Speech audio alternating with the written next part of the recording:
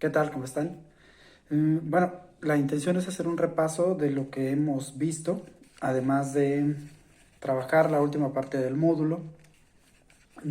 Si recuerdan, comenzamos contextualizando lo que era la violencia, el fenómeno de la violencia, y más adelante los diferentes tipos de intervención y además de los diferentes tipos de violencia.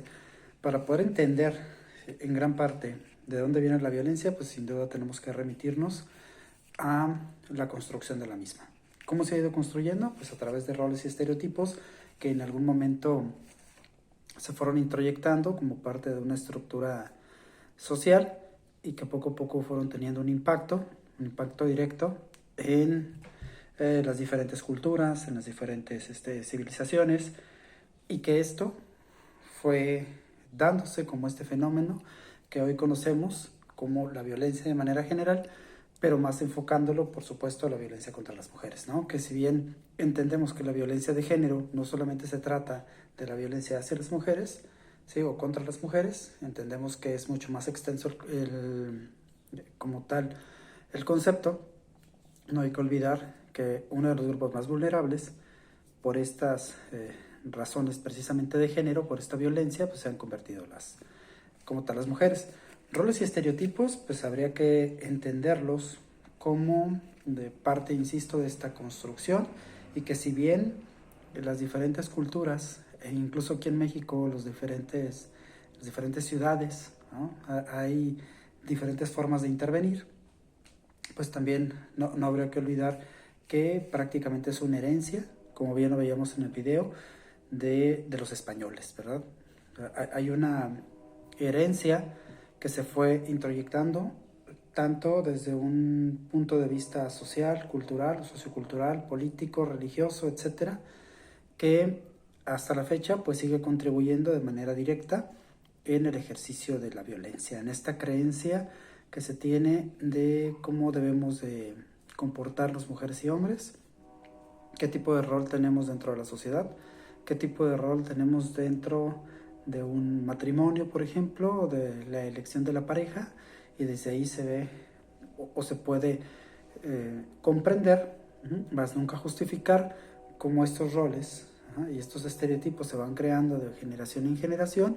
Y aunque entendemos que en los últimos años la visibilización de la violencia ha tenido un impacto muy fuerte y directo en la modificación de esta estructura y de algunos roles y de algunos estereotipos, pues tampoco podemos olvidar que de cierta manera sigue presente en gran parte de la población y que se sigue educando con violencia, ya sea de manera directa o indirecta. La intervención interdisciplinaria ha sido fundamental para poder contener un poco más el fenómeno de la violencia. Sin embargo, una de las partes más importantes y relevantes en este trabajo, sin duda, es el trabajo de prevención. Y una vez más, habría que situarnos desde los roles y los estereotipos, ¿sí? La parte preventiva y el cambio, precisamente de manera consciente, de estas conductas pueden ayudar muchísimo a que haya un verdadero cambio. Sin embargo, las diferentes formas de intervenir, insisto, de manera interdisciplinaria, ya no solamente es desde un aspecto jurídico, que es muy importante cuando se denuncia un hecho, independientemente del tipo de violencia, cuando se denuncia, ya sea en una institución pública, privada, de corte penal, etcétera, civil. Esta parte de la prevención es algo que se tiene que trabajar, que se ha hecho sin duda en ciertas modalidades, y que nos hemos centrado, por ejemplo, en trabajos específicamente con grupos, tanto de mujeres como de hombres, en el caso de los hombres con las nuevas masculinidades, pero creo que la intervención prácticamente tiene que ser desde los planteles en el kinder, en la primaria, sobre todo porque entendemos que gran parte de este fenómeno de la violencia, y lo veremos más al rato con el maltrato infantil, maltrato hacia niñas, niños y adolescentes, pues se da dentro de casa, ¿no? Entonces la mayoría de los roles se reproducen precisamente ahí, la violencia ahí es donde predomina, y entonces es difícil que de repente desde los padres pueda haber una modificación, ¿sí? ¿Puede haberla? Sí. ¿Se dificulta? Claro, ¿sí? Entonces tiene que haber un trabajo muy consciente para que las nuevas generaciones no reproduzcan este tipo de violencia, ¿no?, sea muy claro y sea muy visibilizada para irla disminuyendo en este sentido, ¿no?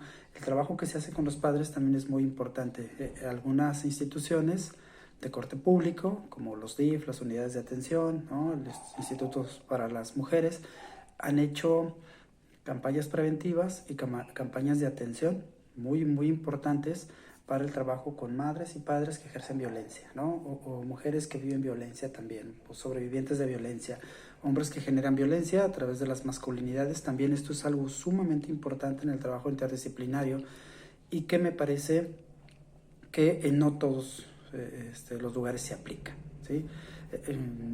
El trabajar con hombres, ¿sí?, porque trabajamos con el empoderamiento de las mujeres, que es muy importante también. Sin embargo, el trabajo con los hombres en ocasiones queda de lado, ¿sí? Hombres que generan violencia. Entonces, en ocasiones vienen estas separaciones por la violencia, separaciones de pareja. Las mujeres, dentro de estos procesos de psicoterapia, estos procesos de empoderamiento, comprenden que este ejercicio de violencia ya no debe aparecer en su vida, e incluso sus nuevas parejas no necesariamente son personas con este corte violento. De manera consciente ya hay una elección que les aleja de la violencia. Pero ¿qué pasa con los hombres que la ejercen, verdad? Ellos van a seguir si no hay un trabajo específico, y es ahí donde vamos a encontrar el trabajo con nuevas masculinidades, ¿no? Es un tema muy extenso, pero que ha sido contemporáneo, que se ha estado trabajando sobre todo en la última década o en las últimas 2 décadas, y que, bueno, en Jalisco sí se tienen antecedentes muy relevantes y muy importantes del trabajo que se ha hecho con hombres, ¿sí? Un trabajo que ha rendido frutos, aunque desafortunadamente dentro de las estadísticas, que ahí podríamos también encontrar varias vías. Una, qué tanto realmente se ha disminuido la violencia con el uso de estas, o con el trabajo de estas instituciones, o se ha ido denunciando más porque se ha ido visibilizando, y porque en el caso de las mujeres, de la violencia contra las mujeres, tienen más claro lo que es violencia, y porque pues también estas campañas donde es necesaria la denuncia se ha hecho cada vez más consciente, ¿no? Entonces tendríamos que ver si en realidad ha habido un aumento, ha habido una disminución. Lo que sí queda claro es que se han acercado más a las instituciones públicas a denunciar estos hechos. Quizás ustedes hayan escuchado hablar de el violentómetro, que es una modalidad, bueno, la vemos como una imagen, pero tiene todo un trasfondo, que, si no mal recuerdo, el Politécnico Nacional comienza a trabajar con este violentómetro, y que viene por escalas y por colores. En el trabajo con violencia es muy importante que las mujeres vayan observando cómo ha ido ascendiendo esta violencia, ¿sí? Desde empezar con tal vez gritos, descalificaciones, con prohibiciones, ha llegado hasta los golpes, hasta las heridas con arma blanca o las amenazas con armas de fuego, o en este caso el feminicidio, ¿sí? El feminicidio en Jalisco podemos encontrar también diferentes interpretaciones, ¿verdad? Obviamente desde los grupos, los colectivos que han buscado visibilizar uno de los grandes problemas que existen en Jalisco y que existen en México, que es la violencia contra las mujeres, y obviamente también el asesinato de mujeres por el simple hecho de ser mujeres, ¿sí? Es una cuestión de género.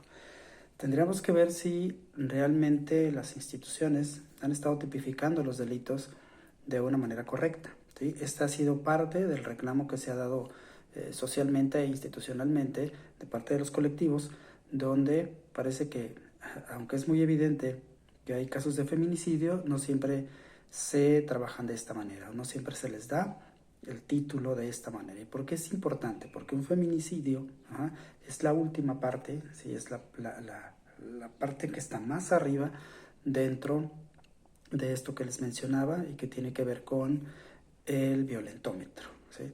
Ya vimos los antecedentes en México de cómo se fue conformando y cómo se fue construyendo primero el término feminicidio, las muertes de Juárez, ¿sí? La de Ciudad Juárez, este asesinato masivo, recurrente, sistemático de mujeres, donde todavía hay varias hipótesis, donde tal vez no queda claro, donde han salido documentales, donde han salido en películas, donde han salido en series, ¿sí? la muerte de las mujeres y que volteó o que hizo que gran parte del mundo volteara hacia Ciudad Juárez, siendo una de las ciudades más inseguras, sobre todo para las mujeres. Pero ahora estamos viendo que en territorio nacional pues existen feminicidios de manera continua. Les decía, esta es la última parte, ¿no? La parte más arriba de la violencia. Para llegar a esa escala, para poder escalar hasta esa violencia, se tuvieron que haber vivido otro tipo de violencias. Y aquí en Jalisco hay casos de mujeres que han denunciado a sus agresores, que los han denunciado ante esas instituciones públicas y que el Estado ha fracasado en la seguridad de estas mujeres, ¿sí? Y que desafortunadamente se han cometido en asesinatos. Y aquí podemos ver incluso la reproducción, insisto, desde los roles y los estereotipos y estas creencias de la posesión, ¿sí? Porque muchos de estos feminicidios se les conocen como feminicidios pasionales, ¿verdad? O los crímenes pasionales. Dada la creencia de la posesión y del control que un hombre puede ejercer hacia una mujer, ¿sí? Entonces encontramos mucho este corte por esta creencia errónea, violenta, sumamente lamentable de cómo yo soy dueño. E incluso, no sé si recuerdan un video, no sé el nombre, pero era por ahí una persona que en busca de banda, que él fue de alguna manera denunciado por apología del delito, porque me parece que encuentra en el video a su mujer con el amante y lo asesina a él ahí, y a ella me parece que la mete a una cajuela de un carro y le prende fuego, ¿no? Entonces vemos esta apología del delito, este video que recuerdo en redes sociales, y hubo como todo un fenómeno, ¿no? Tanto de personas que obviamente censurábamos, ¿no? Este tipo de videos, este tipo de contenido que puede llegar a cualquier persona, y esta creencia, insisto, errónea y violenta de que mi pareja me pertenece, entonces tengo todo el derecho de quitarle la vida si me fue infiel, ¿no? Y entonces, ¿cómo había otro grupo de personas que decían que solamente era música, que no había ningún problema, que no teníamos por qué detenerlos en eso, que eso es lo que representaba solamente un video? Sin embargo, estaba la apología del delito, el asesinato o el feminicidio de una mujer como o visto desde una cuestión pasional. Bueno, si nosotros lo trasladamos, ¿verdad?, lo que sucede en Jalisco y lo que sucede en la República, lo que nos enteramos en los periódicos, lo que nos enteramos en las redes sociales, pues esto no es un juego, ¿verdad? Esto no es un video. En realidad existe un alto índice de feminicidios en México, y que muchos de ellos están relacionados con lo que el video proyecta. Por eso es tan importante el manejo de los medios de comunicación, la música, como una forma, por supuesto, también de una representación cultural, pero que también puede tener un impacto directo en la psique de las personas, ¿sí? En aquellas personas que creen realmente en la violencia como una forma de establecer relaciones interpersonales o relaciones de pareja, ¿eh? Aunque parezca difícil esto, claro, ahora vemos con los términos de la tóxica y el tóxico, que en psicología ni existen ese tipo de términos. O sea, no existen, no son para nada términos psicológicos, pero que la gente justifica los celos, justifica los gritos, justifica los reclamos, ¿verdad? Y la violencia como parte de un juego. Bueno, esto es, como les decía, una escala. No se llega de la noche a la mañana a un feminicidio. Se va creciendo esta bola de nieve como parte de este ejercicio de violencia continua, que pues llega a tener su punto más alto en el asesinato de una mujer. Con el tema que cerramos este módulo tiene que ver con los grupos vulnerables y que también están expuestos a la violencia. Y aquí me parece una responsabilidad muy fuerte del Estado, que ha ido desatendiendo en gran medida estos grupos, que estas divisiones, ¿no?, que podemos encontrar desde un aspecto social o sociológico, y que se ha ido materializando en un problema de violencia.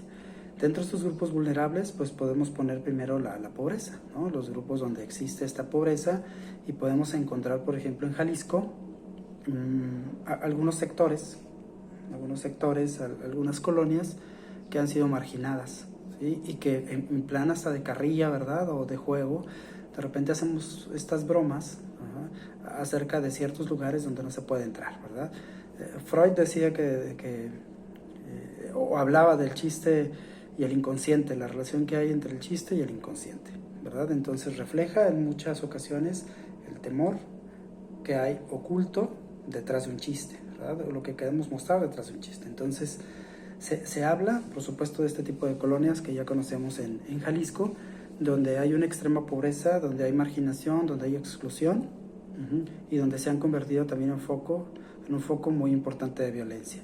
El primer cuadro de la ciudad de Guadalajara, por ejemplo, hablando de toda la zona metropolitana, pues encontramos uno de los problemas muy, muy fuertes, ¿no? Aunque no hay una marginación como tal, ¿sí? En el primer sector encontramos, por ejemplo, el barrio San Juan de Dios, etcétera. Hay barrios donde podemos encontrar mucho mayor marginación, pero sí es un barrio con un alto índice de violencia, ¿sí? Si nos vamos a otras colonias aún más, con mayor grado de marginación, con mayor grado de pobreza, pues vamos a encontrar este tipo de problemas sociales, este tipo de problemas delictivos que si nosotros prendemos un noticiero o escuchamos las noticias, vemos en redes sociales, se dan algunos delitos como el robo, las riñas, ¿verdad? Que marcan incluso, recuerdan la época de los 80s, ¿sí? Bueno, yo crecí en la época de los 80s, en Guadalajara o en Zapopan, y recuerdo algunas colonias que eran difíciles, donde uno podía entrar, ¿no? Y los famosos cholos, ¿recuerdan? Y entonces muchos de ellos marginados socialmente, en colonias complicadas, difíciles, y donde tenías que crear, ¿verdad? Esta conducta, este caparazón para ser parte de una pandilla, y que esto se reflejaba en actos delictivos y en actos de violencia constantes hacia las personas. Después hubo una transformación, ¿verdad? Con el paso del tiempo, con la llegada de los cárteles, por ejemplo, ¿no? A Jalisco, también en esta parte de los 80s, 90s, pero que aún seguimos viendo esas colonias, insisto, con este alto grado de marginación, con aspectos violentos, o sea, muy violentos, donde la respuesta del Estado no siempre es la más correcta, ¿sí? Incluso con estas bromas, ¿verdad? Donde dicen los policías que no entran a ciertas colonias, ¿no? Y en muchas ocasiones no es broma, es una realidad. No pueden entrar a ciertas colonias que son consideradas como altamente violentas, y que dentro de las propias colonias existe una modalidad como de propio gobierno, ¿verdad? Acá en la zona de la Ciénega, donde yo radico, pues hay por ejemplo, el caso de las Casitas, una colonia en Jamay, en el municipio de Jamay. Yo vivo en la ciudad de Ocotlán,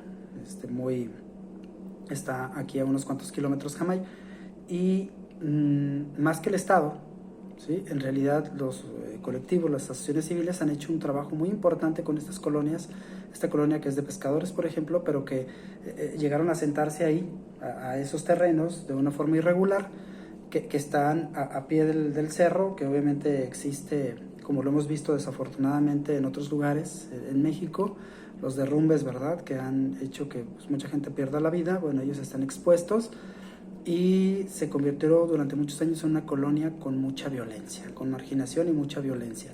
Pero los trabajos de algunos colectivos, de asociaciones civiles, Guillermo del Toro estuvo en una ocasión acá visitando Jamay, por citar un ejemplo, ha sido muy importante para poder reactivar la parte económica y poder trabajar con estos grupos para que no necesariamente sean un sector vulnerable. Bueno, las mujeres también están dentro de estos grupos vulnerables, por lo que platicaba hace unos minutos, por la reproducción de roles y estereotipos, y porque se han creado también leyes de protección para mujeres que viven algún tipo de violencia. Sin embargo, pues estamos viendo que en muchas ocasiones, aunque las leyes son aplicables, tampoco existen en todos los municipios reglamentos internos, reglamentos que haya trabajado el Estado, o estos consejos de atención a la violencia intrafamiliar. Yo recuerdo entre el 2008 y 2010 en la ciudad de Ocotlán me tocó dirigir digamos, era un conjunto de instituciones que lo que buscamos fue una respuesta, y hablando tanto de instituciones educativas, civiles, judiciales, políticas, religiosas, nos juntamos para el poder dar una respuesta al fenómeno de la violencia, ¿sí? El poder establecer algunas campañas preventivas, el poder trabajar pues de una manera multidisciplinaria, ¿verdad? Ya, y el poder atender de una mejor manera y un mayor alcance el fenómeno de la violencia, y sentando las bases para que las futuras generaciones pues fueran trabajando, ¿no? Entonces es muy importante que dentro de los municipios haya estos consejos, consejos de atención. Me parece que ya en muchos de los municipios en Jalisco comienzan a tener trabajos continuos, se empiezan a destinar recursos, tanto materiales, humanos, económicos, etcétera, y que esto puede traer a la larga un gran beneficio para ir disminuyendo este fenómeno de la violencia. Y ahí podemos entender también la violencia contra niñas, niños y adolescentes. Podríamos atender, perdón, la violencia contra niñas, niños y adolescentes, que también entendemos que hay una ley, que hay una ley que fundamenta estos trabajos, ¿sí? A nivel federal, y que a nivel Jalisco existe, y que esto pues tiene su aplicación municipal, porque también niñas, niños y adolescentes se ha convertido en un sector vulnerable. Ahora, tras la pandemia, más se ha incrementado los casos de violencia infantil, el convivir con los padres, ¿no? Durante las 24 horas del día, el no estar yendo a la escuela, ¿no? Aparte de la pobreza, que ahí podríamos hablar también del gran sesgo que la pandemia mostró. Si de por sí ya sabíamos que en México existen grupos con privilegios, ¿no? Grupos privilegiados y grupos vulnerables, pues la pandemia todavía lo hizo más evidente, ¿verdad? Desde un sistema educativo, donde hubo un rezago académico bastante notorio, donde ciertos grupos con mayores privilegios económicos, sobre todo, pudieron tener acceso sin mayor problema a la parte educativa, conectándose tal como lo estamos haciendo nosotros, de esta manera virtual, pero hubo otros sectores más vulnerables de niñas, niños y adolescentes que no pudieron hacerlo, que no tenían los recursos, la parte de la pobreza, o incluso que el internet no llegaba a ciertas colonias, donde obviamente trabajarlo con datos es muy caro. O sea, hubo diferentes situaciones ahí que no permitieron que muchas niñas, niños y adolescentes pudieran darle una secuencia de una buena manera a sus estudios, ¿verdad? Entonces esto tuvo un impacto directo también, y entonces estos sectores de niñas, niños y adolescentes se han convertido en vulnerables. Hablamos ahí en materia de pandemia, pero podemos hablar de diferentes maneras donde y en los diferentes estilos de vida y económicos, etcétera, porque no es exclusivo necesariamente de la pobreza, ¿sí? O sea, podemos ver que otros grupos, insisto, de la élite o con mayor acceso económico,